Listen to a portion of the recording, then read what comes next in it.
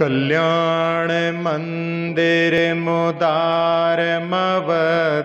भेदी भीता भय प्रदमनिंदित मंग्री पद्मम संसार सागर निमज्जदशेष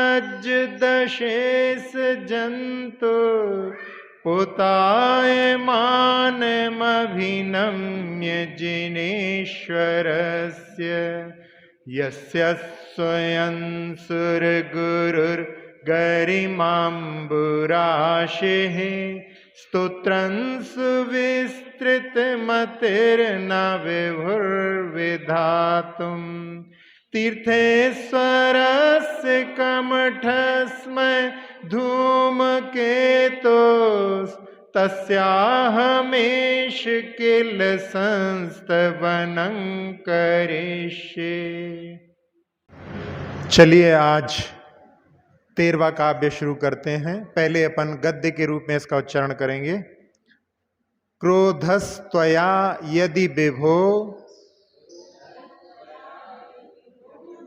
प्रथमं निरस्तो।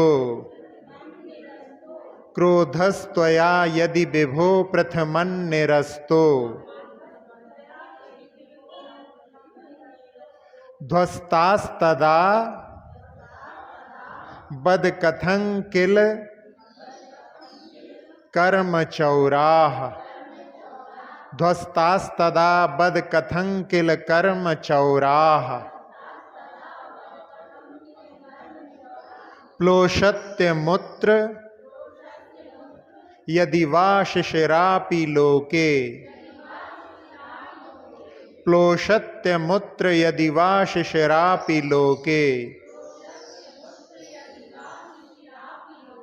नीलद्रुमाणि विपनानि न किंहिमानि। नीलद्रुमाणि विपनानि प्लोषत्यमुत्र यदि वा शिशिरापि लोके। नीलद्रुमाणि विपनानि न किंहिमानि।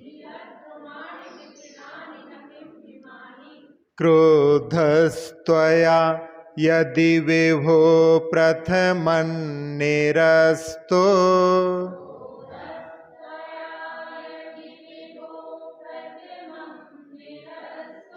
क्रोधस्त्वया यदि विभो प्रथमं निरस्तो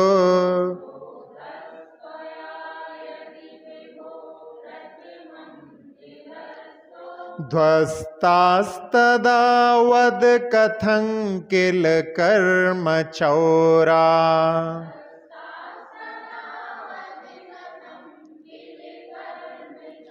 ध्वस्तास्तदा बदकथं किल कर्मचौराः।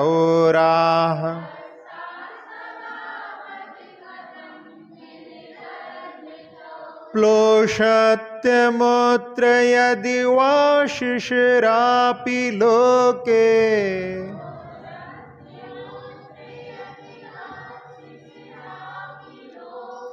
प्लोषत्यमुत्र यदि वा शिशिरापि लोके।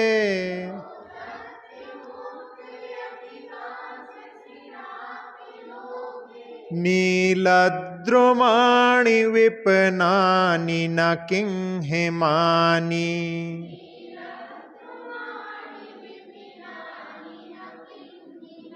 नीलद्रुमाणि विपनानि न किंहिमानि।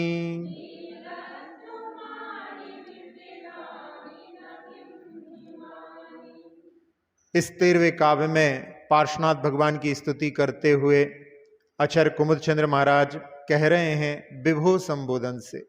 विभु का अर्थ होता है जो अपने केवल ज्ञान से पूरे लोकालोक में व्याप्त हैं।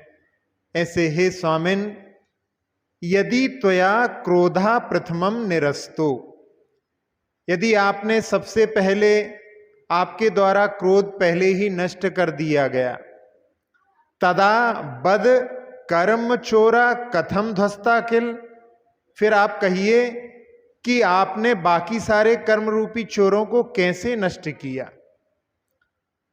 प्रश्न किया है।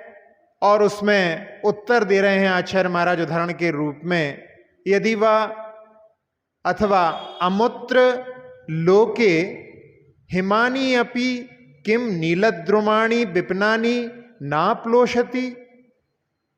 कह रहे हैं आचार्य महाराज कि इस लोक में जो बर्फ होता है, तुषार होती है, ठंडा ठंडा मौसम होता है, क्या हरे हरे वृक्षों को, विपनानी यानी जो वन के हैं, क्या उनको नहीं जला देता?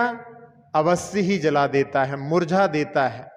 ठंड भी ज्यादा पड़ती है तो उस समय में तुषार में हरे हरे वृक्ष भी सब जल जाते हैं। जितने भी बर्फीले इलाके होते हैं वहां पर ठूंठ दिखाई देते हैं, पूरे पत्ते उनके ठंड के कारण जल जाते हैं। तो यहां कहा कि भगवान सबसे पहले आपने क्रोध को नष्ट कर दिया, तो आप कहिए कि बाकी सारे कर्म चोरों को कैसे नष्ट कर दिया। क्योंकि संसार में ऐसी मान्यता है कि जिसने क्रोध को जीत लिया, यानी जिसने क्रोध का भाव कर दिया, रोष का भाव कर दिया, तो फिर बाकी सारे काम करना उसके बस की बात नहीं है। लेकिन यहां पर गुस्से में ही कोई किसी को मारता है, लेकिन आपने सबसे पहले गुस्से को ही मार दिया, तो फिर बाकी सब कर्मों को कैसे नष्ट किया। कर्म को बैरी भी कहा जाता है, बंधन भी कहा जाता है, चोर भी कहा जाता है। इसमें आचार्य महाराज ने चोर कहा है। क्यों? जैसे चोर आकर के अपनी संपत्ति को चुरा करके ले जाता है, उसी प्रकार से कर्म रूपी चोर अपने अपने शुभ भावों को, अपने गुणों को चुरा करके ले जाते हैं और हमको पता नहीं पड़ता है। इसलिए यहां पर उनके लिए चोर की संज्ञा दी गई है। तो यहां आचार्य महाराज कह रहे हैं कि आपने सबसे पहले क्रोध को नष्ट किया, क्योंकि जहां पर छपड़ा की बात आती है, छपक श्रेणी पर जो मुनिराज आरोहण करते हैं, उस समय में संजुलन क्रोध को वो संजुलन मान में परिवर्तित कर देते हैं, मान को माया में और माया को लोभ में परिवर्तित कर देते हैं, और लोभ अपने मुख से ही नष्ट होती है। तो सबसे पहले क्रोध नष्ट हो जाता है। क्रोध के अभाव में, गर्माहट के अभाव में ठंडक आती है, और वह ठंडक भी ऐसी होती है जो बसंत ऋतु की रौनक को भी नष्ट करने वाली होती है। कमलवन जिसके माध्यम से नष्ट हो जाते हैं। इसलिए यहां पर कहा गया है कि भगवान आपने सबसे पहले क्रोध को नष्ट कर दिया, फिर आपने बाकी सब कर्मों को कैसे नष्ट किया। तो ठंडक के कारण भी बड़े बड़े काम, शीतलता से भी, संतोष के साथ में भी बड़े बड़े काम धैर्य के साथ में हो सकते हैं। लोगों की ऐसी धारणा रहती है कि क्रोध के माध्यम से ही हम किसी को वश में कर सकते हैं, लेकिन क्रोध से व्यक्ति बस में नहीं होता, बल्कि वो शत्रु बन जाता है। और जो शांति रहती है, प्रेम रहता है, वहां पर व्यक्ति वश में हो जाता है। वो वश में ऐसा नहीं कि कोई आपके अंडर में हो जाता है, वहां पर केवल वो आपका अपना बन जाता है। इसलिए आप जो कहते हैं वो करने के लिए तैयार हो जाता है। तो ये क्रोध के माध्यम से ही सारे कार्य होते हैं, ये गलत धारणा है। शांति के माध्यम से भी, संतोष के माध्यम से भी बड़े बड़े कार्य हो सकते हैं। ये इस काव्य का मंतव्य है। तो इस काव्य में जो कहा गया है उसको यदि अपन लौकिक दृष्टि से देखें तो उसमें कई ऐसी घटनाएं जीवन में घट जाती हैं जिनमें व्यक्ति क्रोध के माध्यम से वहां पर सफलता को प्राप्त नहीं कर सकता, जैसी सफलता उसके लिए क्रोध के अभाव में प्राप्त होती है। जब पंडित मदन मोहन मालवीय, जिनको महामना कहते हैं, वो बनारस हिंदी यूनिवर्सिटी का निर्माण कर रहे थे और उसके लिए उन्होंने पूरी दुनिया में जाकर के चंदा इकट्ठा किया। इसी प्रसंग में वो हैदराबाद के निजाम के पास पहुंचे और निजाम के पास में उन्होंने अपनी सारी बात रखी और नाम भी बताया, और वो निजाम वहां पर कहने लगा कि उस यूनिवर्सिटी के लिए मेरे से चंदा लेने आए हो, तुम्हारी ऐसी जुर्रत कैसे हुई? और वो जो निजाम था उसने अपनी जूती जो है फेंक करके मारी। व्यक्ति ऐसे में क्रोधित हो सकता था, लेकिन उन्होंने उस समय में उसकी जूती को उठा करके और अपने साथ में ले गए और बाजार में वहां पर के निजाम की जूती है, आज इसकी बोली लगाई जा रही है और लोग इकट्ठे हो गए निजाम की जूती के लिए। बोलियां बढ़ने लगीं और वो खबर निजाम तक भी पहुंच गई। उसने उस समय में सोचा कि यदि ये जो यहाँ पर बोली लग रही है और यदि औने पौने दाम में गई तो उससे हमारी ही बेइज्जती होगी। इसलिए उसने एक सेवक को भेज करके कि जितने दाम में अपने हाथ में आए, कोई यदि बोली बढ़ाता है तो उससे आगे बढ़ करके अपने को लेना है। और अच्छे जो वहां पर दामों में वो बोली टूटी और इसके माध्यम से वहां क्रोध के माध्यम से कुछ भी हासिल नहीं होना था, लेकिन वहां महामना की जो कुशलता के माध्यम से, क्रोध के अभाव में भी शांति के माध्यम से वो बहुत अच्छी राशि वहां से लेकर के लौटे। तो ऐसा कार्य इसके माध्यम से होता है। इसी प्रकार से इन्हीं के जीवन की एक घटना है। एक बार इनकी मीटिंग चल रही थी बड़े बड़े अधिकारियों के साथ में, और एक मल्लाह वहां पर गालियां देता हुआ आ गया। और हुआ ये था कि कुछ बच्चे बीएचयू के गंगा नदी में नाव में सैर करने के लिए गए थे, और उस समय में मल्लाह की नाव में उन्होंने कुछ ऐसा कार्य किया होगा कि उसकी नाव को क्षति पहुंच गई होगी, और बिना कुछ पैसे दिए हुए वो वहां से भाग आए।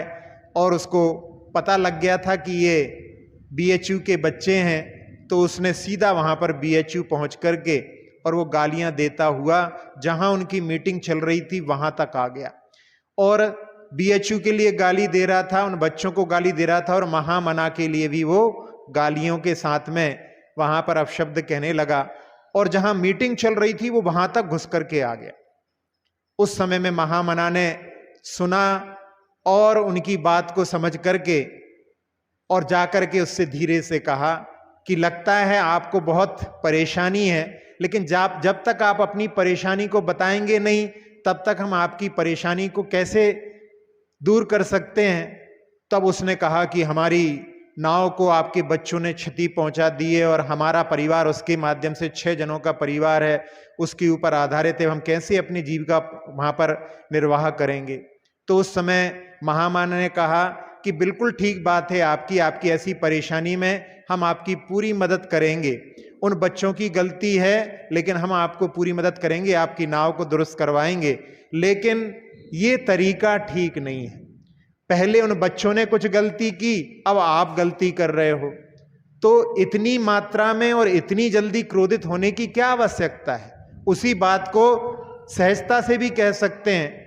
और उस समय में वो व्यक्ति वहां पर ज्यादा पढ़ा लिखा नहीं था, लेकिन उनके इस कुशल व्यवहार से वो वहां पर पानी पानी हो गया। और साथ ही साथ में मीटिंग में जो बड़े बड़े अधिकारी थे वो भी वहां पर एकदम चौंक गए कि इस प्रकार से भी इस समस्या का निदान ढूंढा जा सकता है। तो ये जहां पर कहा गया है कि क्रोध को पहले नष्ट करने पर बाकी सब कर्मों को कैसे नष्ट किया, तो शांति के माध्यम से भी बड़े बड़े कार्य हो सकते हैं। ये अपन इन उदाहरणों के माध्यम से समझने का प्रयास कर रहे हैं। इसी प्रकार से एक कॉलेज का ही एक उदाहरण कि जहां कॉलेज में अक्सर लोगों के बीच में झड़प हो जाती है। 2 लड़कों के बीच में लड़ाई होने लगी और लड़ाई की बात प्रिंसिपल तक पहुंच गई। प्रिंसिपल ने दोनों बच्चों को अपने कक्ष में बुलाने के लिए अपने प्यून को निर्देश दे दिया। दोनों बच्चे वहां पर पहुंचे और अभी भी उनके मन में आक्रोश भरा हुआ था। दोनों एक दूसरे को घूर रहे थे और मन ही मन में तो एक दूसरे की वहां पर सुताई कर रहे थे। उन्होंने कहा कि तुम दोनों युवा हो, तुम लोगों में युवा रक्त बह रहा है, तुम लोग बहुत शक्तिशाली हो, बहादुर हो, कमजोर नहीं हो। तो क्या हम क्या कम हैं? हम क्या कम हैं? दोनों ही वहां पर इस भावों से प्रकट करने लगे कि हाँ हम बहादुर हैं। उन्होंने पूछा कि तुम बहादुर हो तो सरल काम तुम्हारे लिए करना पसंद है कि मुश्किल काम करना पसंद है? उन्होंने कहा कि बहादुर होने के कारण में मुश्किल काम ही हम लोग करना पसंद करते हैं। तो उन्होंने, प्रिंसिपल साहब ने कहा कि यदि सामने तुम्हारा शत्रु खड़ा हुआ है और उसके किसी गलती पर तुम उसको अपने हाथ से घूसा बना करके उसके गाल पर एक मारना सरल है कि मन में गुस्सा आ रहा है लेकिन फिर भी अपने हाथ की मुट्ठी जो उसके हाथ गाल तक पहुंच सकती है उसको रोक करके अपनी जेब में डालना, इन दोनों में सरल क्या है, मुश्किल क्या है?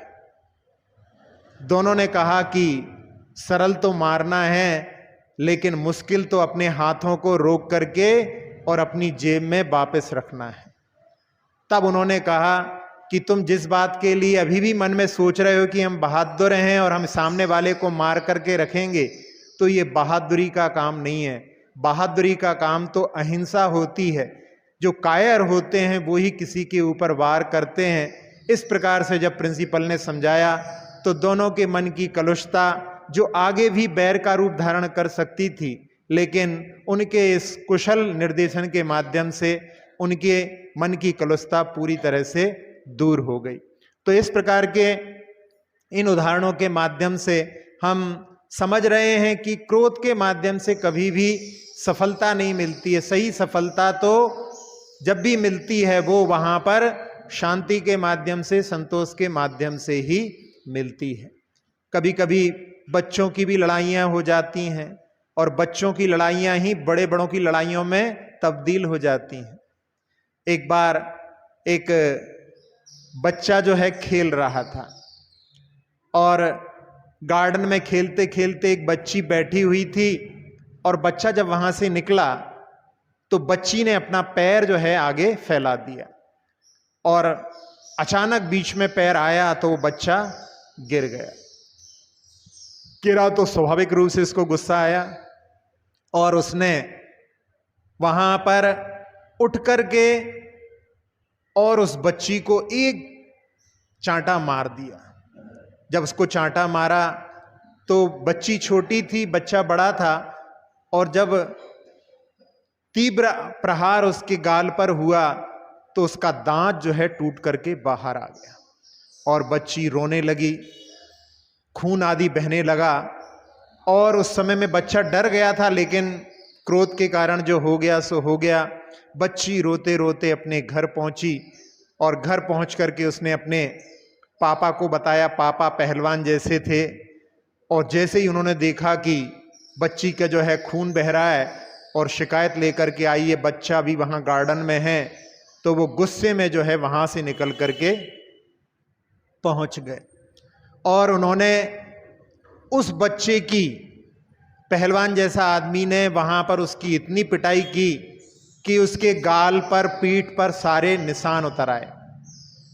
और उस समय में कोई उसको बचाने वाला नहीं था। जब तक उसका क्रोध रहा तब तक उसने उसको मारा और उसके बाद में बच्चा रोता हुआ अपने घर पहुंचा। घर जाने के बाद में उसकी माँ ने उसकी उस स्थिति को देख करके पूछा कि बेटा क्या हो गया? रोते रोते बोला कि उन अंकल ने मुझे बहुत मारा है। माँ बहुत समझदार थी।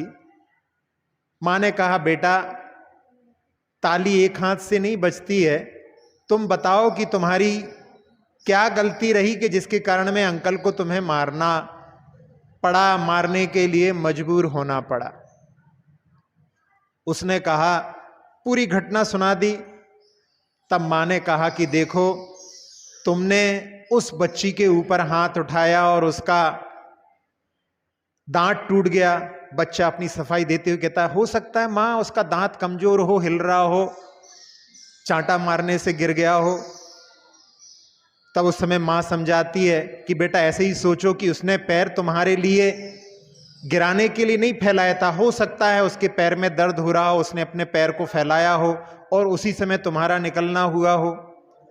तब उस समय में बेटा समझता है कि हाँ, गलती मेरी है।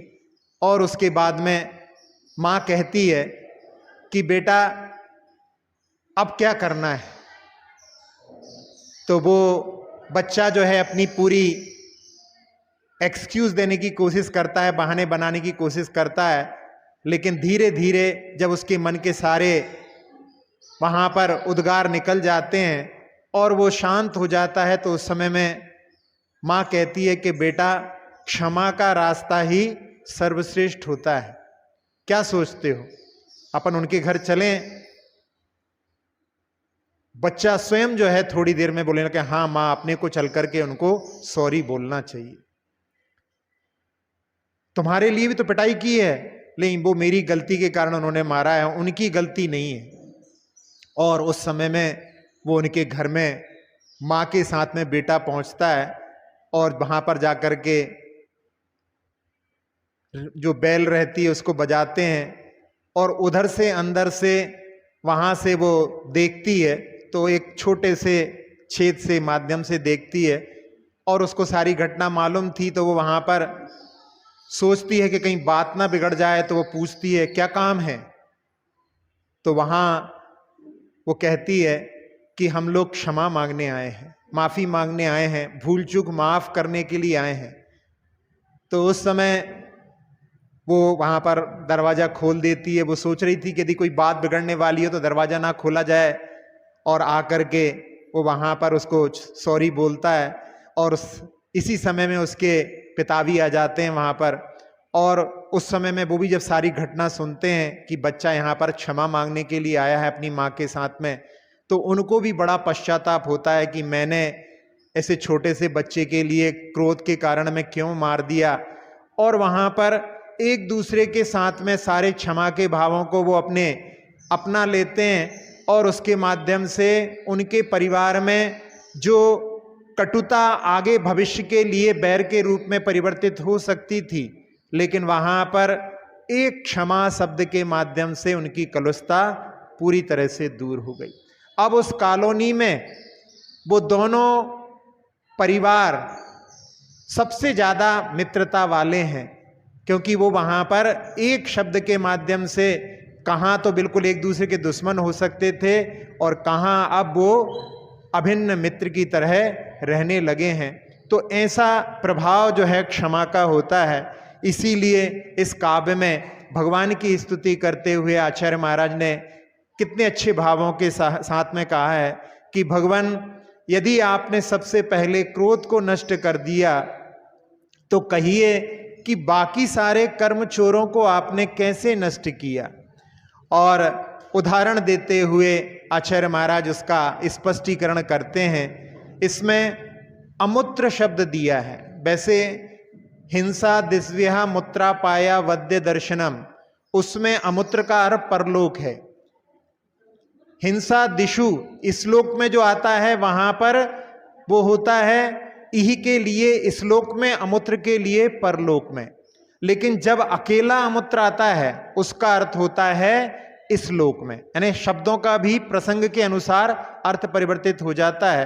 तो कह रहे हैं कि इस श्लोक में जो वनों में हरे हरे वृक्ष होते हैं, नील शब्द है नीलत द्रुमाणी, द्रुम शब्द होता है वृक्ष के लिए, नीलत द्रुमाणी यानी यहां पर नीला शब्द भी जो है वो हरे के लिए काव्य ख्याति में प्रयोग किया जाता है।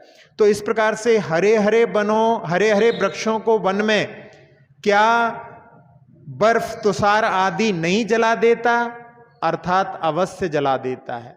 तो जो कार्य क्रोध के माध्यम से नहीं होता वो वहां पर शांति के माध्यम से, क्षमा के माध्यम से भी हो सकता है। ऐसा भाव इस काव्य में यहां पर दिया हुआ है।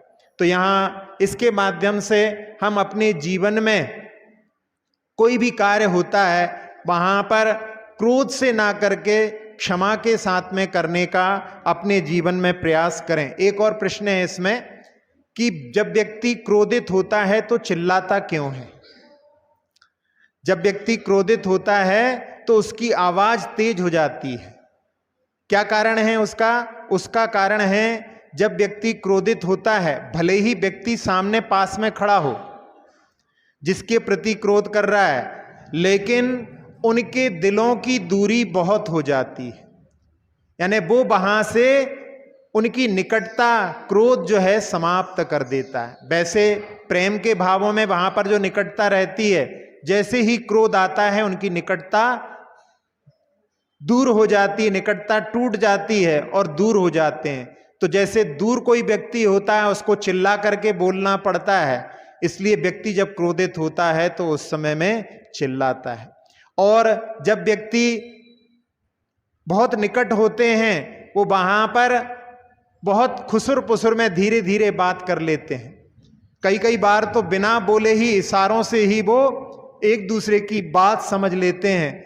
तो ये भी एक पैमाना है कि जब व्यक्ति बहुत तेज तेज बोल रहा है, इसका मतलब है कि जिससे बात कर रहा है उससे उसकी दूरी बहुत है, इसलिए क्रोध करने वाला व्यक्ति चिल्लाता है। और इस प्रकार से इस पर भी हम नियंत्रण करके अपने अंदर जो क्रोध के भाव हैं उस पर भी विजय प्राप्त करने का प्रयास कर सकते हैं।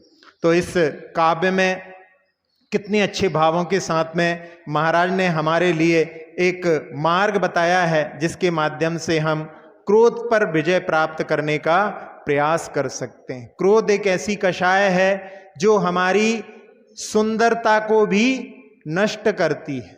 जो व्यक्ति जितना क्रोधी होता है उतना उसके चेहरे पर कोमल भाव, सुंदरता के भाव विलुप्त हो जाते हैं।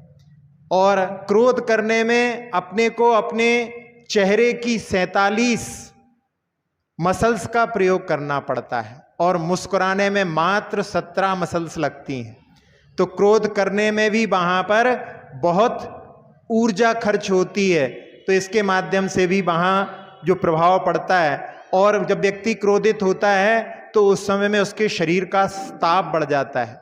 हमने पहले भी सुनाया था कि एक जगह पर वाद विवाद में, जहां पर मंडन मिश्र और शंकराचार्य के बीच में शास्त्रार्थ हो रहा था, उस समय में जो मंडन मिश्र की पत्नी भारती नाम की थी, उनको वहां पर निर्णायक के रूप में रखा गया था और उन्होंने कई दिनों तक वहां पर उनका शास्त्रार्थ सतत चल रहा था।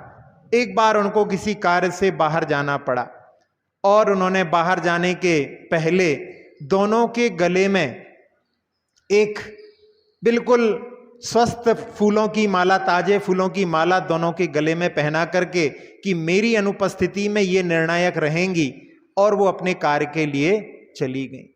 जब वो लौट करके आई और आने के बाद में उन्होंने एक बार निरीक्षण करके और शंकराचार्य को विजयी घोषित कर दिया कि मेरे पति पराजित हो गए हैं। और उसमें लोगों ने पूछा कि आपने कैसे निर्णय ले लिया?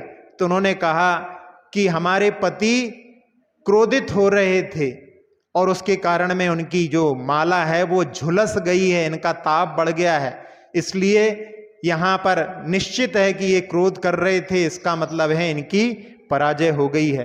तो ऐसे क्रोध पर विजय प्राप्त करने के लिए आचार्य महाराज ने हमारे लिए ये मार्ग बतलाया है। अपन इस काव्य का अर्थ देख करके पुनः इसका एक बार उच्चारण करेंगे।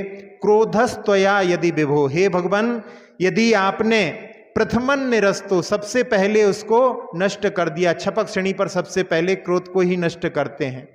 ध्वस्ता तदा बद कथं किल कर्म चोरा, फिर आप कहिए कि आपने बाकी सारे कर्म चोरों को कैसे नष्ट किया।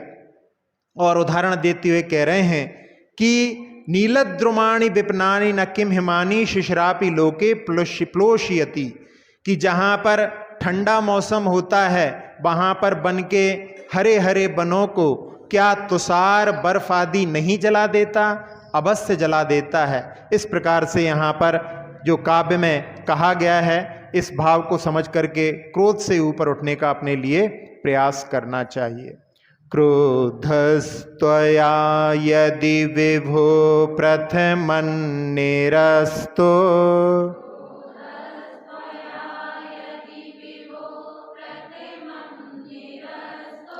ध्वस्तास्तदा बद कथं किल कर्म चौरा,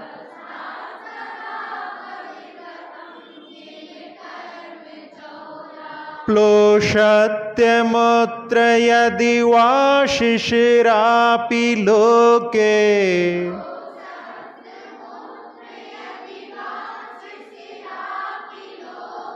नीलद्रुमाणि विपनानि न किंहिमानि।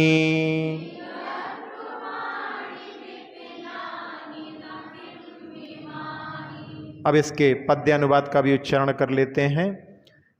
स्तोत्र ये निराला सब दुख को हरने वाला,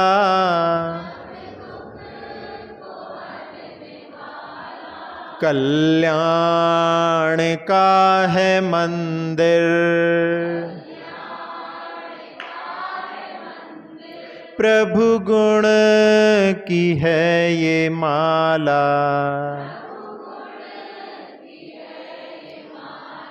स्तोत्र ये निराला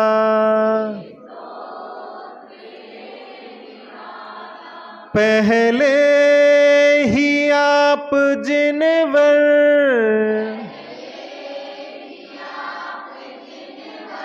जब क्रोध को भगाए,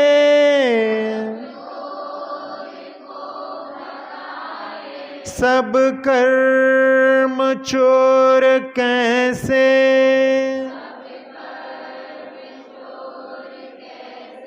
फिर आपने नशाए।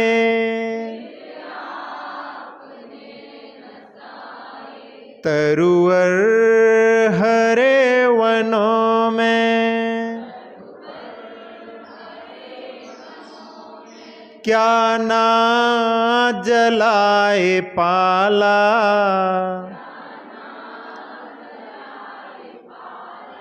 कल्याण का है मंदिर, सब कल्याण का है मंदिर, प्रभु गुण की है ये माला। स्तोत्र ये निराला